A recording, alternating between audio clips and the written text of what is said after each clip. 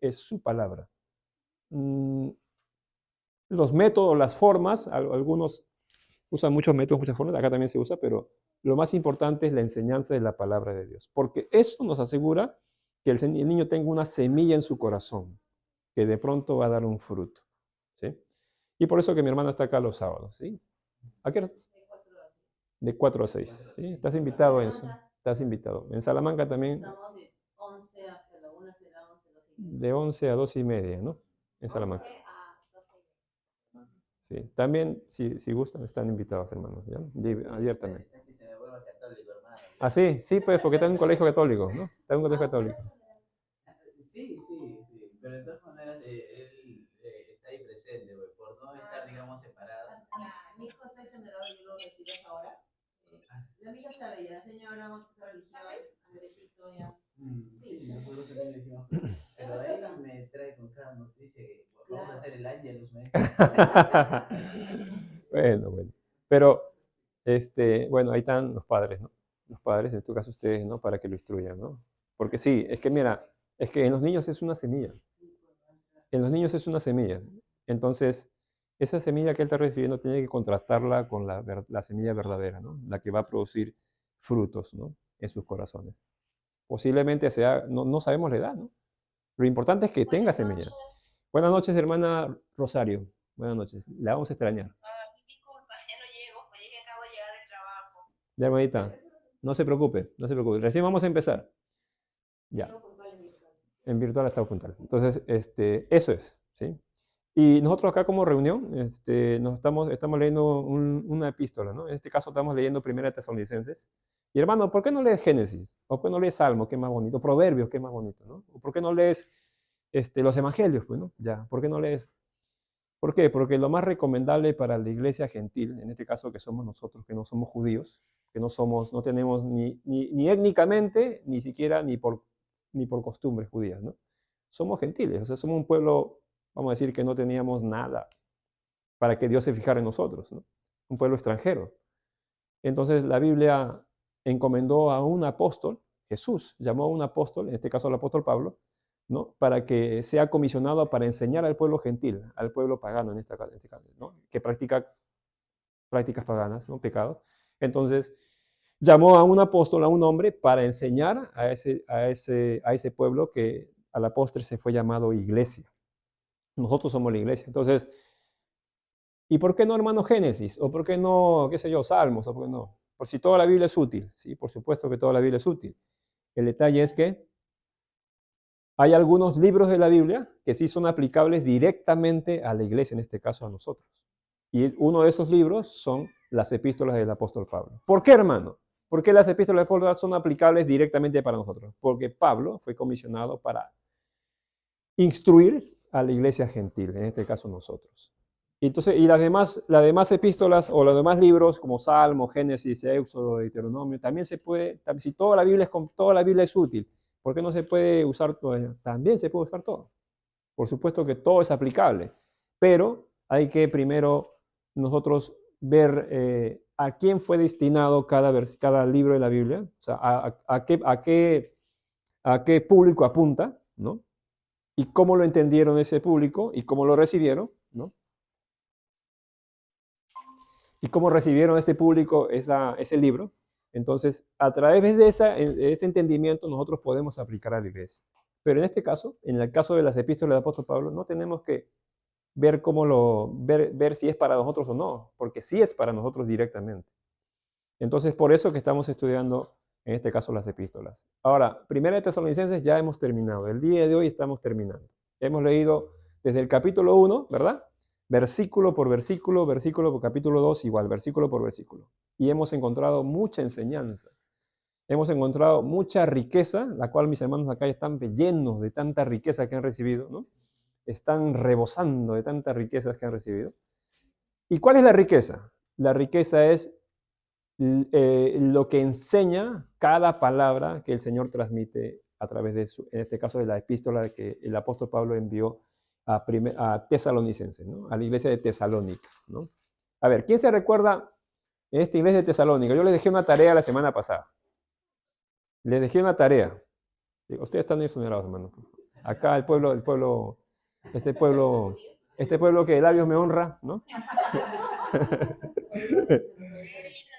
Saludos. Ahí está. Hechos 17. Mira, nuestra hermana Yanira de Chosica nos dice, era leer era leer el libro de Hechos 17. Teníamos que leer Hechos 17. ¿Por qué, hermano, tenemos que leer Hechos 17? Porque en Hechos 17 Pablo narra y describe todo lo que ocurrió aquí. Bueno, no todo, pero algunos detalles de lo que ocurrió aquí. Cómo llegó, qué pasó cuando llegó, cómo quedó ese pueblo. Y, o sea, ahí en Hechos 17, en realidad deberíamos leer todo, ¿no? Pero Hechos 17 habla específicamente de Tesalónica, lo que pasó. Tarea para la casa, hermano. Ya cuando acabe lo leen. Ya cuando acabe lo leen. ¿Por qué Hechos 17? Porque fíjate acá, mira. En esta parte de acá, bueno, no se ve, pero acá dice Hechos 17. ¿Ya? Acá dice Hechos 17. ¿Qué pasó en Hechos 17? Pablo llegó a Tesalónica. Es una región que estaba habitada por un pueblo gentil. ¿Qué es un pueblo gentil? Que era un pueblo pagano. Era un pueblo que tenía prácticas paganas, ¿no? Habían griegos, estaban mezclados. Habían judíos, griegos, habían... Sí, toda esa región del Medio Oriente, ¿no? Entonces, cuando Pablo llega a este lugar, aquí está, llegó el apóstol Pablo, ¿no? Y en este lugar había algo particular. Todos ellos servían y tenían fidelidad, ¿no? ¿Qué más? ¿A quién? Al César, ¿no? Al César. Ellos eran fieles devotos de César. Es más, y dice ahí, según el contexto histórico, que César tenía favores y privilegios con este pueblo, porque ellos eran seguidores. No es como los políticos, ¿no? Vota por mí, te voy a dar tu tupper, ¿no? Te voy a dar tu plato, ¿no? Vota por mí, o sé mi regidor, ¿no? O aporta a mi partido, ¿no? Aporta a mi partido y cuando yo salga en el gobierno, yo te voy a colocar, ¿no? Eso es eso, ¿no? Entonces, igual era César. Ellos eran devotos de Tesalónica, eran devotos de César, ¿no? Y César tenía favores con ellos, ¿no? Y ustedes saben quién es el César, ¿no? César Augusto, o sea, el emperador romano, ¿no? Era un hombre tirano, era un hombre malvado, ¿no? Era un hombre que no era un hombre que no tenía piedad, no tenía en su mente no tenía conciencia de lo que es la bondad, porque él era a través del terror que inspiraba o del terror que él mostraba, ¿no? Tenía seguidores, ¿no? Y había levantado todo ese imperio. Entonces el pueblo romano era un pueblo muy cruel, muy sanguinario, ¿no? Y no cambiaban así nomás. Entonces, ¿qué pasó? El apóstol Pablo llegó a Tesalónica. ¿Y qué crees que hizo? Llegó a Tesalónica el apóstol Pablo y predicó a Cristo, presentó a Jesucristo. ¿Y sabes qué les dijo? Les dijo, ¿ustedes creen que César es el Señor? Pablo les dijo, hay alguien que vino a esta tierra, murió y resucitó, y Él es el Cristo, Él es el Señor, Él es el Curios, ¿no? Y dice que ellos creyeron. Muchos de los que escucharon ahí, muchos gentiles y judíos, creyeron a ese mensaje que el apóstol Pablo predicó, ¿no? Y se convirtieron a Cristo. ¿Y sabes qué pasó? Dejaron de servir al César. Y ahora hicieron a Cristo su Señor. Y ya no César. Y obviamente que por esa situación, acá hay uno que está chismoseando. César, mira, ellos están, ¿no? Ellos están, han venido dos. Estos que trastornan el mundo, decían, ¿no? Estos que trastornan el mundo también han llegado aquí, ¿no? Y están diciendo que tú no eres el Señor, amo y soberano, sino que Cristo Jesús es el Señor. Entonces empezó la persecución a esta iglesia. Y acá está el apóstol Pablo. Dice que tanto que el apóstol Pablo y Silas tuvieron que salir huyendo, porque los iban a matar. Entonces, eso pasó, ¿no? En esta región. Y a causa de haber creído en Cristo, ellos estaban prácticamente exponiendo su vida a la muerte, ¿no? Exponían su vida a la muerte. No solo su vida, sino sus hijos, sus bienes y todo lo que ellos tenían, ¿no? Porque a partir de ahí empezó una persecución, una cacería con todo aquel que decía ser creyente o cristiano. Todo aquel que confesaba que Jesús es su Señor, se estaba exponiendo a la muerte. Se estaba exponiendo al castigo y se estaba exponiendo a que sus hijos sean sacrificados y a que pierdan sus tierras. La verdad que ser creyente, ser cristiano en esta época, eras cristiano. Hoy en día no tenemos persecución, no tenemos luchas. Bueno, puedes tener tus luchas, tal vez, ¿no? O sea, pero nadie te está siguiendo para matarte. Claro, por supuesto, en el siglo XX, en esta época, Sí, acá también, sí. Hay algunas regiones que tal vez puedan seguir, pero en, en- en manera general no tienes mucho impedimento por ser creyente, de manera general. Entonces, hermano, acá ser cristiano depende, ¿sabes qué más? ¿Cuál es depende mucho tuyo? Tu persona, ¿no? Porque Cristo viene, se presenta al hombre, pero el hombre decide seguir a Cristo o simplemente seguir su vida como cualquier otro, ¿no? Entonces, pero el apóstol Pablo, ¿no? Predicó el evangelio y ellos creyeron, ¿no? Ellos creyeron. Entonces, hemos leído toda la epístola. Después se lo voy a resumir, ¿ya? Acá están todos los detalles, ¿no? Esta hojita se lo voy a mandar al grupo, ¿ya? Cada uno lo va a poder ver. Les voy a enviar, aparte les voy a enviar, hermano, les voy a enviar, mira, harta tarea, ¿ya? Les voy a enviar, tienen acá, para que no digan que no, a los hermanos chicos también, ¿no? Ya. Ahí tienen, dice, una síntesis de toda Primera de Tesalonicenses. La síntesis es un resumen, ¿no? Versículo por versículo. ¿Qué es lo que hay? Dos divisiones. La primera división habla del amor y la alegría de Pablo por ellos, ¿no? Y la segunda división habla del desafío a vivir una vida practicando, se puede decir, el Evangelio o la práctica cristiana. Entonces, desde el versículo 4 al 5 habla de un desafío. ¿Sabes qué, hermanos? Nosotros como creyentes estamos desafiados a practicar el Evangelio. Ahora, yo les digo, si yo les digo una verdad, no se puede vivir la vida cristiana, no se puede practicar el Evangelio si no es por medio del Espíritu Santo. No se puede. ¿Sabes por qué? Porque los intentos humanos de practicar la vida cristiana sin guía del Espíritu Santo, sin dirección del Espíritu Santo, la vida cristiana es impracticable si no es por medio del Espíritu Santo. ¿Y cómo se entiende eso? Pues hay muchas personas que son religiosas y simplemente hacen actos religiosos, leer la Biblia, ir a la iglesia o hacer cosas, pero su vida práctica, su vida cotidiana, nunca refleja a Cristo, nunca muestra a Cristo, nunca. A ver, hacemos un análisis. A ver, nunca habla como Cristo, no piensa como Cristo, ¿no?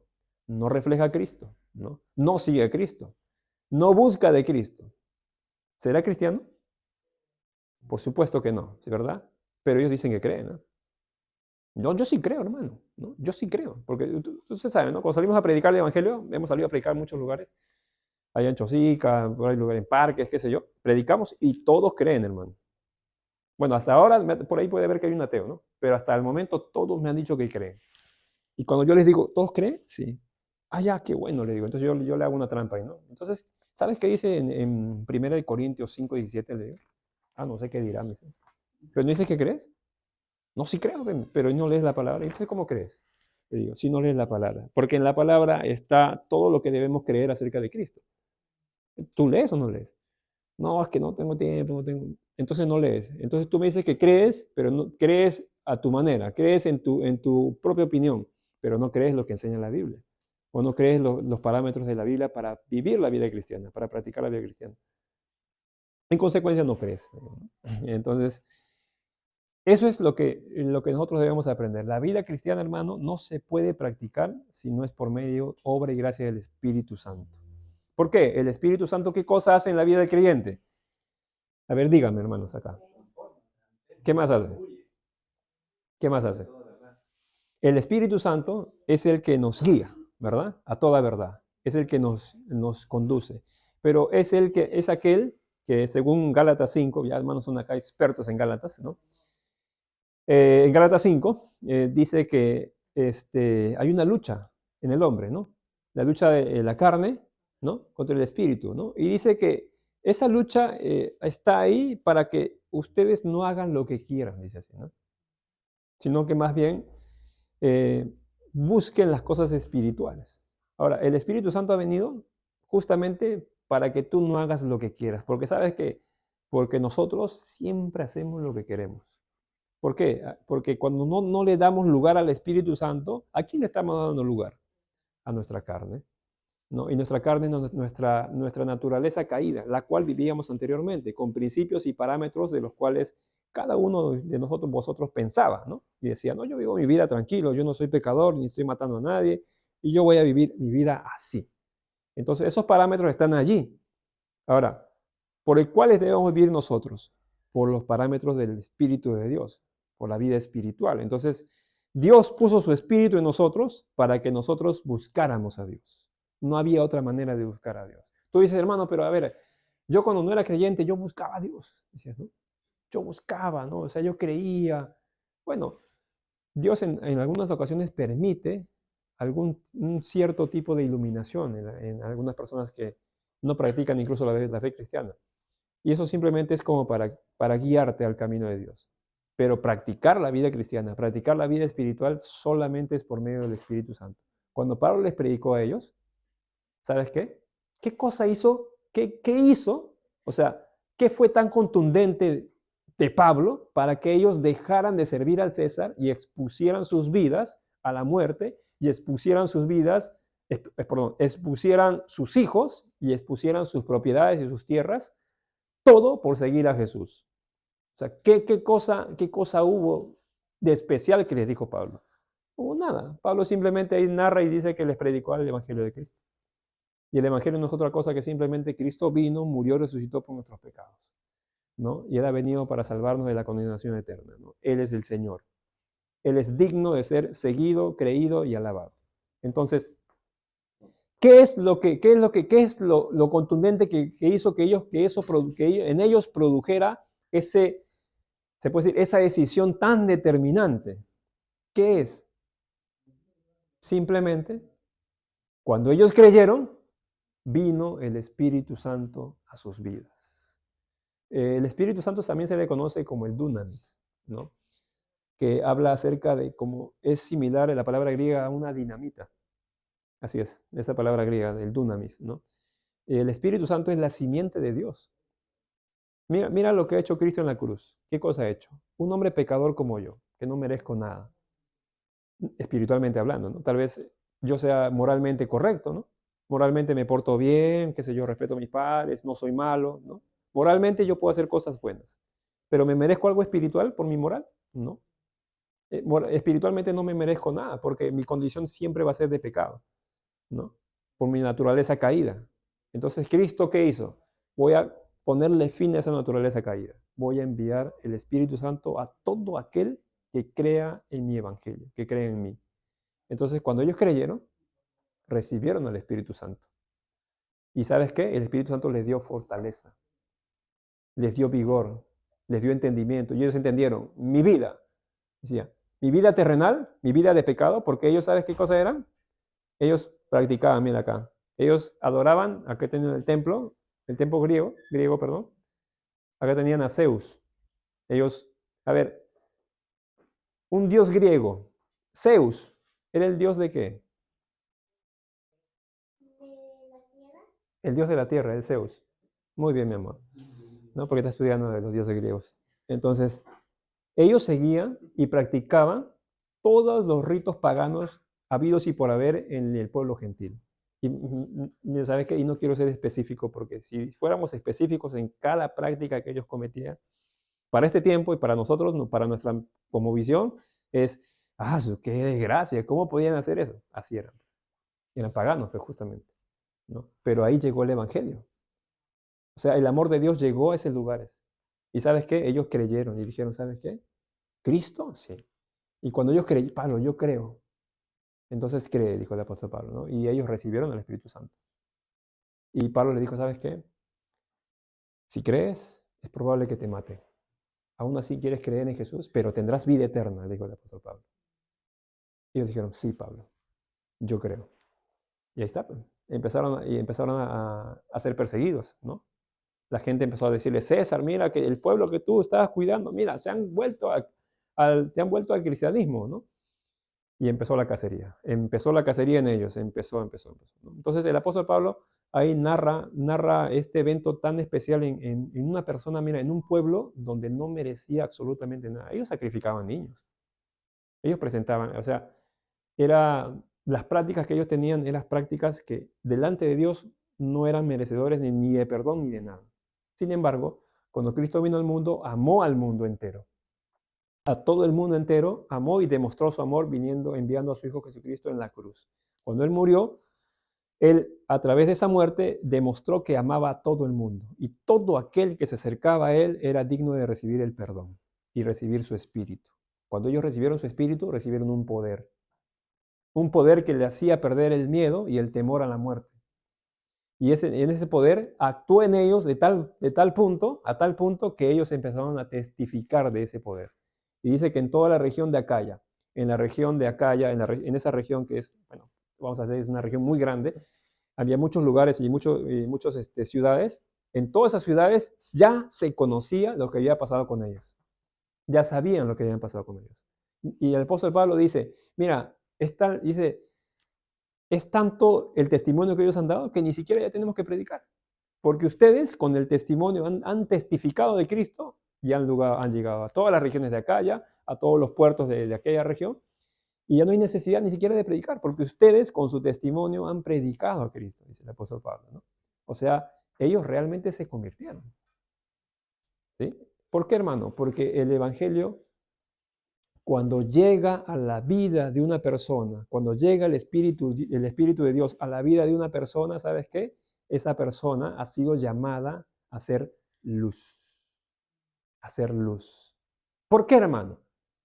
Porque Cristo es la luz. Y Cristo mora y habita dentro de ti. Entonces, Él te va a llevar, te va a hacer producir esa luz. Él va a transformar tu vida de tal manera que tú proyectes la luz de Cristo. Tu forma de pensar, tu forma de caminar, tu percepción de las cosas, todo en tu vida, tu familia, todo va a ser perfeccionado por Dios para que tú transmitas y proyectes la luz de Cristo. Eso pasó con ellos. Eso pasó con ellos. Empezaron a testificar y la gente estaba, oye, pero ¿cómo es posible? Decían, ¿no? Y algunos creyeron. Algunos creyeron. ¿Es difícil? Por supuesto, hermano. Vivir esta vida cristiana hoy es difícil, por supuesto. No es fácil, hermano. Hay que renunciar, hay que tomar decisión cada día. Aparte de eso, hay las luchas personales, nuestras debilidades, ¿no? Están todas estas cosas que luchamos, ¿sí? Pero ¿sabes qué? La magnitud en la que luchamos no es como ellos. La magnitud en que nosotros luchamos no es como ellos. ¿Tú dejarías morir a tu hijo solamente por decir que eres cristiano, que eres creyente? A tu niño, ¿no? Imposible, ¿no? No, a este tiempo, en esta cosmovisión, no, imposible, hermano. No haría eso. Bueno, ellos lo hicieron, ¿no? Y no solo eso, sino que fueron perseguidos, ¿no? Le arrebataron sus tierras, ¿no? Es más, ellos, ¿se acuerdan que en Jerusalén también había pobreza? ¿No? Cuando Pablo estaba pidiendo ofrendas para que enviarlas a Jerusalén, ¿por qué? Le habían quitado toda la ración de alimento para todos los que son creyentes. Le habían cortado todo tipo de alimento para que se mueran. Y ellos estaban pasando, ¿no? Y los creyentes estaban pasando eso. Y uno dice, hermano, pero no se supone que si tú eres cristiano más bien deberías tener todo, ¿no? Dios te da todo, ¿no? Para que tú... Se supone, ¿no? Pero, ¿sabes qué? En el tiempo de ellos estaban poniendo las simientes para el evangelio, para la iglesia, ¿no? Ellos fueron los que pagaron el precio, como la canción que cantó, ¿no? Ellos pagaron el precio de la fe, ¿no? Nosotros pagamos un precio diferente. Tal vez nuestro precio no es nuestra vida ahorita, ¿no? Nuestro precio no es tal vez que seamos afligidos o que nos quiten, mira, lo máximo que puede hacer es que si tú te conviertes, tu familia no te hable, ¿no? O te tenga cólera, que sea, ay, que se cree, ¿no? Es lo ese precio no tiene comparación con con el siglo I, el siglo X, el siglo 40, el siglo 50, o sea, con lo que ellos vivían. No tiene. Entonces, hermano, ¿cuál es el precio que yo pago? Tu carne, tu conducta, tu carácter, tu amor, tu manera de pensar, ¿no? Renunciar a tu carne, o sea, asumir el reto de vivir la vida cristiana. Ese es el máximo precio que pagas, ¿no? Y comparado a lo que Cristo hizo, a lo que ellos vivieron, no es nada. Vamos a leer ahí, para terminar, 1 Tesalonicenses 5, ¿sí? En el versículo 19. 1 Tesalonicenses 5, 19. Hay tres hermanos allí. 1 Tesalonicenses 5, 19. Ya hemos leído casi todo, ¿verdad? Con esto terminamos. Vamos a las últimas aplicaciones. Acuérdense que desde el capítulo 4 y 5, todos es un reto a un desafío. Hay una palabra que en el capítulo 4 y 5, para los hermanos de Vía María, en el capítulo 4 y 5, Pablo está repitiendo constantemente. Hay un verbo que repite constantemente. ¿Cuál será? En el capítulo, en 1 Tesalonicenses, capítulo 4 y 5, hay una palabra que Pablo va a empezar a repetir constantemente. Aparte, hay un verbo que Pablo va a repetir. Andar. Andar, andéis. Esa palabra, andar y andéis, lo vas a ver en otras epístolas. Lo vas a ver en Efesios, lo vas a ver en Colosenses. Porque para Pablo era importante, ¿sabes qué? El andar del cristiano. No tanto lo que el cristiano cree, sino cómo anda. ¿Sabes cómo tú ves a una persona que es creyente? Míralo cómo anda. O sea, andar, obviamente se refiere, esta palabra andar en el griego significa peripateo, que significa andar alrededor de todo. O sea, tu andar no solamente en la iglesia, ¿no? Porque en la iglesia pues todos son santos, ¿no? Tú lo ves al hermano y dices, ay, la esposa lo ve al esposo y dice, en la iglesia es un amor, dice, ¿no? Pero en la casa, ¿no? ¿No? Claro, porque en la iglesia, pues, obviamente que todos nos portamos bien, ¿no? Pero Pablo no está interesado en el andar en un solo lugar, sino en un andar constante por eso que la palabra griega es paripateo, que es andar alrededor de todo, dice el apóstol Pablo. Y esa palabra andéis, Pablo lo repite en capítulo 4, en el capítulo 5, como un desafío, ¿no? Y ahí tú lo vas a leer. Pero estamos terminando ahí. 5:19. Vamos a leer del 19 al 23. Primera de Tesalonicenses 5, 19 al 23, dice así. No apaguéis al espíritu, ¿no? ¿Qué dice? No menospreciéis las profecías, examinadlo todo, retener lo bueno, absteneos de toda especie de mal, y el mismo Dios de paz os santifique por completo, todo vuestro ser, espíritu, alma y cuerpo sea guardado irreprensible para la venida de nuestro Señor Jesucristo. Fiel es el que os llama, el cual también lo hará. Muy bien, estos son los últimos versículos que estamos terminando de leer, ¿ya? Anteriormente ya lo pueden leer después, ¿sí? Para que recuerden. ¿Perdón? Sí, léelo. No alejen de ustedes al Espíritu Santo. Y si Él les da la capacidad de profetizar, no la desprecien. Pónganlo todo a prueba, pero quédense nada más con lo bueno y rechacen todo lo malo. Que el Dios de paz los mantenga completamente dedicados a su servicio, que los conserve sin pecado hasta que vuelva nuestro Señor Jesucristo, para que ni el espíritu, ni el alma, ni el cuerpo de ustedes sean hallados culpables delante de Dios. Muy bien. Entonces, acá cuando, por ejemplo, dice, no apaguéis al espíritu, ¿no? Rápido uno en mente piensa y dice, oh, hermano, ¿cómo que es eso apagar el espíritu? ¿No se supone que el espíritu está siempre con nosotros? Ya ves, entonces la salvación se pierde, ¿no? Dice, porque tú puedes apagar al espíritu. Y si apagas al espíritu, entonces ya tú no tienes salvación. Así algunos, se puede decir, intentan interpretar este texto, ¿no? Ya hemos aprendido, hermanos, que ningún versículo de la Biblia se interpreta aisladamente, ¿no? Todos los versículos tienen una hilación de pensamiento, ¿no? En este caso del apóstol Pablo, ¿no? Él no habla un versículo y simplemente bajo ese versículo está diciendo algo diferente a lo que ya todo hablado anteriormente. Todo está conectado, ¿no? Así que este versículo tenemos que entenderlo a la luz de toda la epístola que hemos leído ya, ¿no? O a la luz de todo el capítulo, en este caso el capítulo 5. Y si te das cuenta, algo que está diciendo acá Pablo es una instrucción. Es algo directo. O sea, está diciendo Pablo, no apaguéis al espíritu. Te está diciendo, ¿sabes qué? Mira, yo soy Pablo, te dice, ¿no? Yo soy el apóstol, ¿no? Y te voy a dar una instrucción a ti, iglesia. No apaguéis el espíritu. Es una instrucción directa a la iglesia. O sea, que algo que tiene que hacer la iglesia. Ahora, ¿cómo entendemos este versículo de no apaguéis al Espíritu Santo?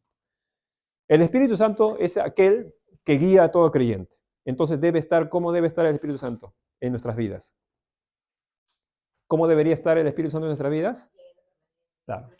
En el libro de Efesios dice, no embriaguéis con vino, ¿no? En lo cual hay disolución, sino más bien sed llenos del Espíritu Santo. Esa palabra sed lleno significa ser totalmente controlados por el Espíritu Santo. Cuando tú bebes vino, eres controlado en este caso, por el vino, ¿no? Y tú te embriagas en el vino, ¿no? Y de pronto que pierdes control de tu mente, pierdes control de tu boca, empiezas a hablar porque estás bajo los efectos de haber ingerido este vino, ¿no? Entonces estás controlado por el vino, en este caso. Es un ejemplo, ¿no?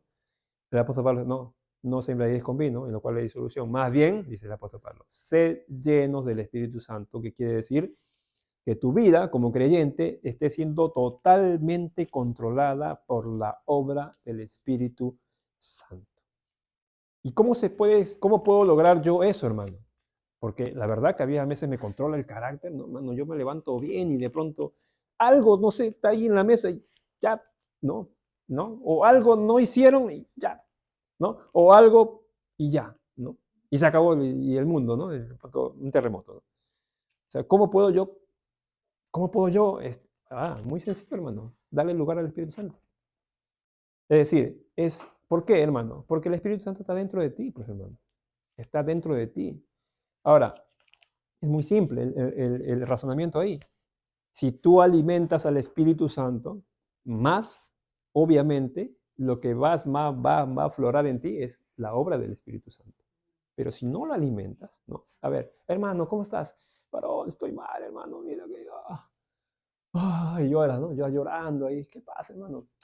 Estoy mal, hermano, no puedo. Pero varón, vamos, adelante, hermano. Sí, mira que el Señor está contigo y tú puedes adelante. Sí, varón, pero se me es muy difícil, hermano. Pero varón, mira, tú sabes que la palabra de Dios es la que te va a fortalecer. ¿Lees la palabra? No estoy leyendo, hermano. Pero la oración también ¿estás orando? No, tampoco.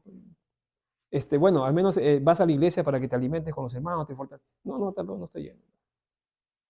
A ver, no oras, no lees, no te acercas a la iglesia. Entonces, ¿estás alimentando al Espíritu Santo?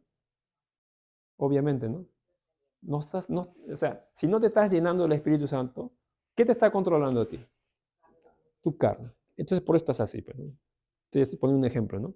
Hermano, estás tú quebrantado en el alma, llorando emocionalmente, totalmente hundido. ¿Por qué, hermano? Porque no estás alimentado el lado espiritual que Dios ya te dio para que tú vivas por Él.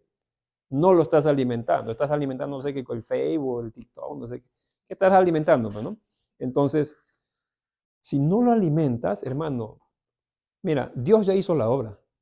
Jesús ya hizo la obra. Proveyó todo. En la cruz proveyó todo para que el creyente viva en victoria. Para que el creyente, ¿sabes qué haga el creyente? No empiece a juzgar. No, es que yo no, mira, es que mi esposo es así, hermano, o mi esposa es así, y empieza a buscar terceros, ¿no? Para que tu vida esté correcta, tú empiezas a buscar terceros, ¿no? Empiezas a buscar, se puede decir, argumentar, ¿no? Tu estado, ¿no? Dices, no, es que mira, es que ellos son, es que a mí, ¿no? ¿Perdón? Buscar culpables, ¿verdad? Terceros, ¿no? Culpables terceros para argumentar que yo estoy así. No, hermano, si tú eres creyente, bueno, si no eres creyente, se entiende, ¿no? Pero si tú eres creyente, has sido provisto por Dios para vivir la vida cristiana en victoria porque tú tienes al Espíritu Santo de Dios. Ahora, si tú no lo alimentas, si tú no lo dejas controlar en tu vida, entonces, lo que dice el apóstol Pablo, no apaguéis al Espíritu. ¿Sabes cómo se entiende este versículo? No detengan la obra del Espíritu Santo en su vida. ¿Sabes qué? A veces el pecado, lo que hace el pecado nosotros cuando somos permisivos, tú has sido llamado a no pecar, porque ahora tienes al Espíritu Santo de Dios. Pero obviamente todos somos pecadores, hermano. Sí, está bien, todos pecamos, todos vamos a pecar en algún momento. Ahora, ¿cuál es el detalle? El detalle es cuando nosotros le damos lugar a la carne, y el dar lugar a la carne, según Gálatas dice que es muerte, ¿no? El dar lugar a la carne es muerte, porque dice, todo aquel que siembra para su carne, de su carne cosechará corrupción, dice, ¿no? Aunque Pablo en ese versículo lo decía enfocándose a los que practicaban la ley, ¿no? Porque practicar la ley, en este caso la ley de los judíos, ¿no?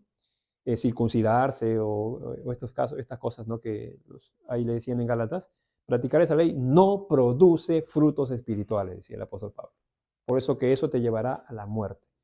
Practicar, darle lugar a la carne no produce frutos espirituales. Por eso Pablo dice, y todo aquel, dice, que siembra para el Espíritu, del Espíritu cosechará vida eterna, ¿no? Es decir, la victoria, ¿no? La cual, nuestro fin es la vida eterna, ¿no? Pero nuestro peregrinaje en esta tierra, ¿no? Va a ir en aumento, va a ir progresando. El creyente va a ir transmitiendo, reflejando la imagen de Cristo cada vez que le dé lugar al Espíritu Santo de Dios en su vida. Y eso es responsabilidad personal de cada creyente, hermano. No reposa sobre el pastor, ni reposa sobre, no, reposa sobre cada creyente, ¿no? Sobre cada creyente, ¿no? Entonces, cuando dice Pablo, no apaguéis al Espíritu Santo, lo que está diciendo es, no detengan la obra del Espíritu Santo. El Espíritu Santo tiene una obra personal con cada uno de ustedes.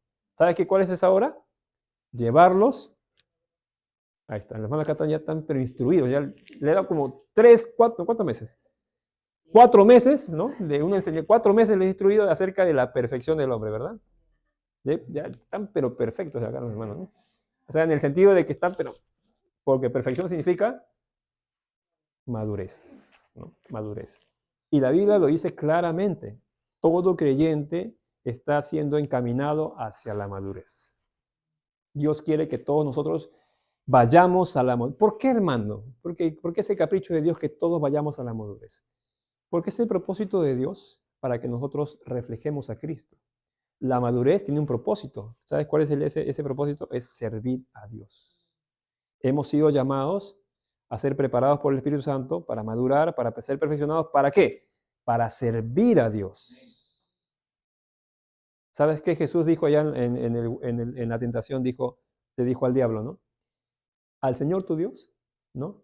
A Él solo adorarás, ¿no? Y a Él solo servirás. Toma un texto de Deuteronomio, ¿no? Entonces, dijo, a Él solo adorarás y a Él solo servirás. Todo hijo de Dios ha sido llamado a servir, ¿no? Allá en primera de Timoteo 3:17 dice, a fin, ¿acaso no están entendiendo? Ese versículo lo he repetido como 3 meses, hermano, ese versículo, ¿no? Ya ves, ahí está. 3 meses le hemos repetido ese versículo, ¿por qué? Porque era el propósito por el cual Dios nos hizo juntarnos. Nosotros nos hemos vuelto a juntar. Antes estábamos separados, ¿no? Y Dios nos ha vuelto a juntar aquí, ¿no? Nos ha vuelto a juntar y con un propósito, de que entendamos cuáles son los propósitos de Dios para nuestra vida, ¿no? Y ese es uno de los propósitos, que vayamos y que caminemos hacia la madurez espiritual, lo cual esa madurez espiritual se va a ver reflejado en tu vida temporal o terrenal, como quieras llamarlo, ¿no? Entonces tú vas a aprender a lidiar con cosas, ¿no? Porque has alcanzado madurez espiritual, eso se va a ver reflejado en la vida terrenal, tus relaciones, tus tratos, ¿no? Por eso acá los hermanos son perfectitos, todos los hermanos son bien perfectitos, ¿no? Están pero, ¿no? Y se ríen los hermanos, ¿no? No lo creen, créanlo, hermano, créanlo, ¿no? Está. Ahorita vamos a preguntar a los esposos, ¿no? Se entiende que es un proceso largo, se entiende. Por eso tenemos paciencia, ¿no? Porque es un proceso largo, hermano. El llegar a entender eso no es que ya, a ver, el lunes ya están maduros, ¿no? No, es un proceso que tú vas a ir entendiendo. Cada uno lo entenderá de manera personal. Otros lo entenderán más rápido, otros se demorarán. Bueno, Dios tratará sus vidas con cada uno de ellos. Así que tú entiendes ahora y dices, hermano, ¿por qué Dios está permitiendo esto en mi vida, hermano? Dios quiere llevarte a la madurez. O sea, ¿qué quiere decir? Que cada situación que yo voy a vivir, toda situación que tú vas a vivir está dentro de sí, tiene un propósito espiritual para ti. Entonces tú tienes que ver absolutamente todo ya desde allí. O sea, por eso que el creyente no puede estar desanimado ni desalentado, ni tampoco mirando, se puede decir, tratando de ver perfección en otros, ¿no? Es que mira, el hermano es así, ¿no? Acá tengo a mi esposa, ¿no? Presente, ¿no? Y mi esposa sabe cómo soy yo. Y sabe que yo soy una persona que estoy en un proceso, ¿no? Y estoy tratando de aprender, ¿no? Pero ninguno de nosotros ha sido glorificado. Nadie aún ha sido glorificado. Es decir, todos tenemos debilidades, todos tenemos falencias, pero estamos entendidos de que Dios nos va a llevar, sí o sí. Si tú eres creyente, bienvenido, hermano. Si tú eres creyente, bienvenido. Dios te va a tratar. ¿Sí? Dios está interesado en ti, mucho más en que tengas cosas materiales, lo cual Dios también nos puede dar, mucho más interesado en tu corazón. En tu corazón. Entonces, cuando dice no apaguéis al Espíritu, está diciendo no detengan la obra espiritual que Dios quiere hacer. ¿Sí? Después dice, no menosprecéis las profecías. Ahora acá se entiende profecías. A ver, hermano, ahí está, pues, los profetas, hay que escuchar a los profetas. No, tampoco nada de eso, porque la palabra profecía no solamente es hablar de una manera, se puede decir, hablar sobre el futuro, sino que en la Biblia, profecía también se entiende como la palabra de Dios, profetizar, hablar la palabra de Dios, ¿sí? Y dice, no menospreciéis las profecías, ¿no? Es que no menospreciéis la palabra de Dios. ¿Sí? La palabra de Dios es importante, hermano, tiene que estar todos los días. Así como tu comida, ¿no? ¿Han comido hoy día? ¿Sí? ¿Ya han comido rico? Rico más o menos. Ahorita estamos con hambre ya, ¿no? Queremos comer también ahorita, ¿no? Entonces, ahora, mira, no, la vez pasada que lo visité acá, mi hermano acá, Santiago, ¿no? O sea, mi hermana me invitó a un plato que me duró hasta la noche, ¿no? Qué rico, hermano, ¿no? Platazo, ¿no? Estaba, pero bien servido, mi hermano, y yo estaba, pero bendecido, ¿no? Sí, creo que vamos a hacerlo en tu casa, hermano. No vamos para allá mejor, ¿no? No vamos para allá. Entonces, no menosprecies las profecías, que significa no menospreciar la palabra de Dios, ¿sí? Dice, examinarlo todo, retener lo bueno. Fíjate, ¿qué dice? Examinarlo todo. Pablo está diciendo, ¿no? Examinarlo todo y retener lo bueno, que significa poner a prueba todo lo que se dice y escucha. No creen simplemente porque ya, ¿no? Como los de Berea, ¿no? Ellos escuchaban y ellos examinaban, a ver si lo que Pablo y Silas decían era verdad, ¿no? Para ellos no era simplemente, ya, yo escucho todo y creo, ¿no? Y para eso, ¿sabes qué? Hay una sola fórmula, ¿no? Justo ayer en la clase estábamos hablando de eso.